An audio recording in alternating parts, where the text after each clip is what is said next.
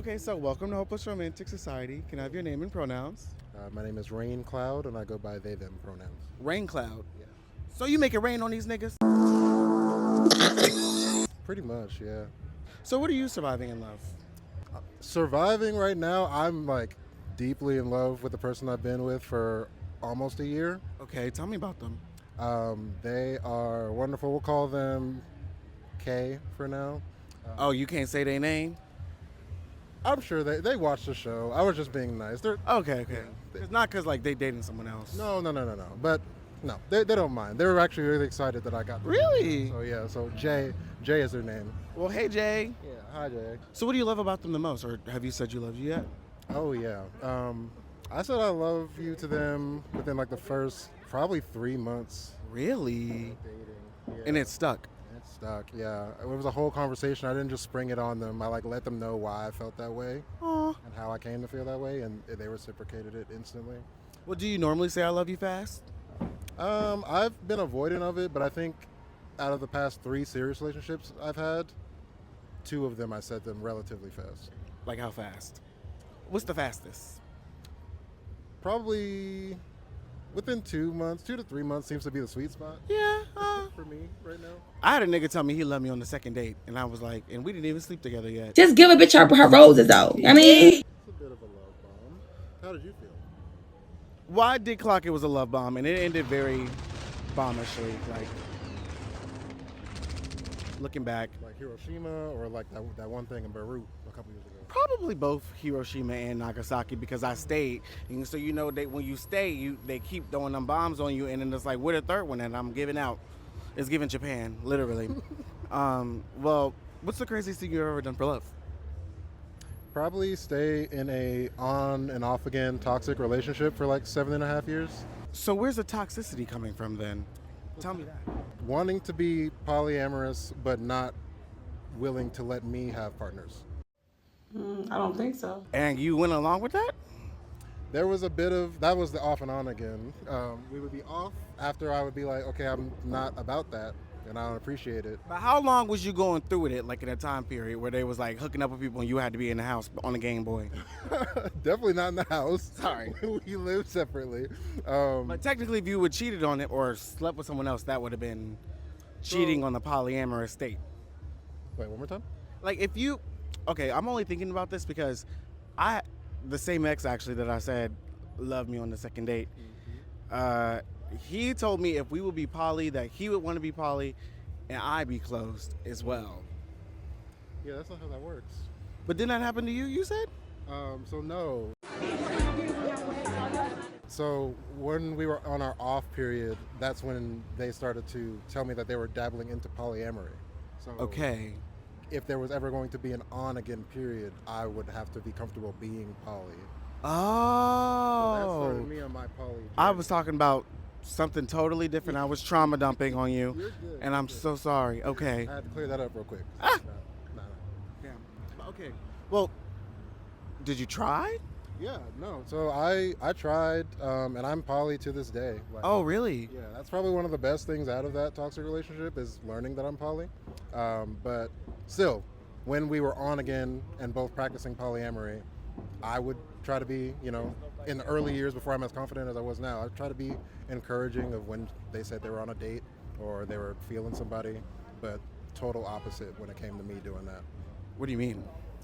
So a little bit after COVID started like letting up, I was on Tinder and the apps and I matched with somebody and I went on a date with them, hung out at their place, and I told my partner about it leading up to it. And then when I got back from that date, like the next day, trying to give them recaps because they asked for that, not too much detail, but just recapping. After I would recap, they just get really silent. And you could tell that they wanted to talk about something, but when I asked, do you want to talk about that? They'd be like, no. Until the next day when it's like, I just think that What did they think? they'd always have something to say of whether how I communicated, even though there was a lot of time before the date or the acts that happened on the date. It's like, Oh. yeah, so like there should have been more talk beforehand of what we were cool with allowing the other to do on dates if we're poly. So what they were doing was what my ex was saying out loud, Yeah. but they wanted to do it like without saying that manipulative tactic. Pretty much, yeah. They would say that they were okay with the date, and then after the date, they would find something to be mad about. And see, maybe that just means my ex was literally doing some for a long time and I stayed so he could just be honest with my dumb ass. And I got you. Yeah, it's a slippery slope, these poly claiming people. so being poly today, is it like hard on your pockets? Like, how is the economy for you and other poly people? Oh yeah, no, it's coming from Seattle, where it's like up there in price. We got taxes for damn near everything. It's hard being broke and poly, but How much do you spend a month on being poly, do you think? luckily the two partners I have currently are understandable and also in the same boat of like Okay. financially low. So not a lot. So y'all like together? Like, is it full house? Is giving Commonwealth? No, so my partner Jay lives like miles from Seattle. Okay. So they're my main squeeze, and we are both dating the same person, whose name I will not say because I don't know if they're okay with it. That's fine. But yeah, we're both dating that person, but only I am that person's partner. How does that work? You want to let this pass before I answer? You want to get the waters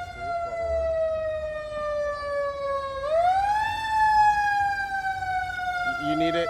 You need water? I was just checking.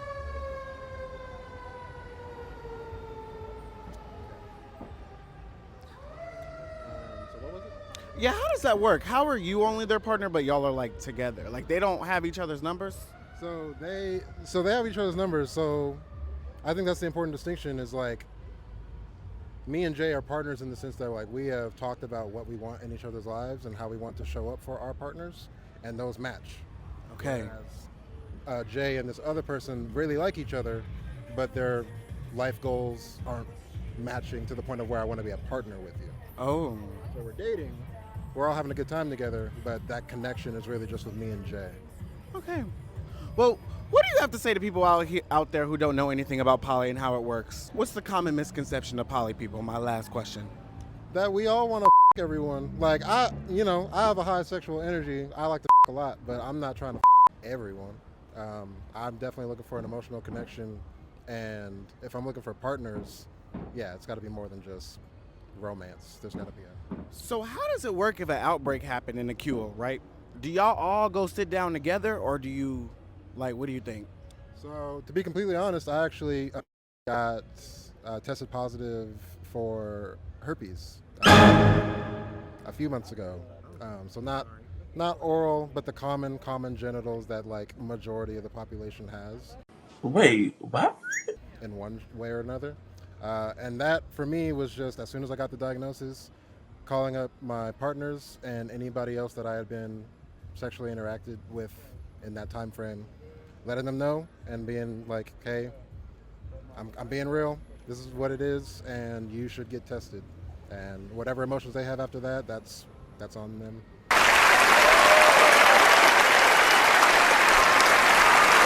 Well, thank you for sharing. And if you ever want me to cut this out before I post it, you let me know. I mean, it's up to you. But I think that this is an important conversation. It's very educational and very sex positive. And like, what would you say to, other people out there who may have, been in a similar situation as you, and how to be more open and forthcoming as you are, like in a very, not only, I feel like transparent, but it's very inspirational for you to just be very out and proud when shame is it's rampant in the world. For sure. I mean, I feel that we all kind of get that. It has such a negative light to it because we are not as educated as we should be. I thought, when getting it, that my sexual activities were over forever and I was going to be, riddled with bumps and blisters and all that. But And you're not. But I'm not. I got prescribed a medication that I have to take daily, and it's very affordable. And I have not had an outbreak since I was diagnosed. So I would say, to answer your question, be honest. Just keep it in the back of your mind that you can't control other people's emotions. So if you have to tell somebody that you were... Was that really hard? I mean, not for me. It's harder for me not to tell someone. Yes, me. Because if I find it out, I want to tell that person as fast as possible before they Right. spread it or whatever. Well, thank you. Thank you. Anything else like to say to society? Stay safe out there and tell the people close to you that you love them, because you never know. Thank you. Hopeless romantic society. It's the hopeless romantic society. The hopeless romantic society. It's the hopeless romantic society.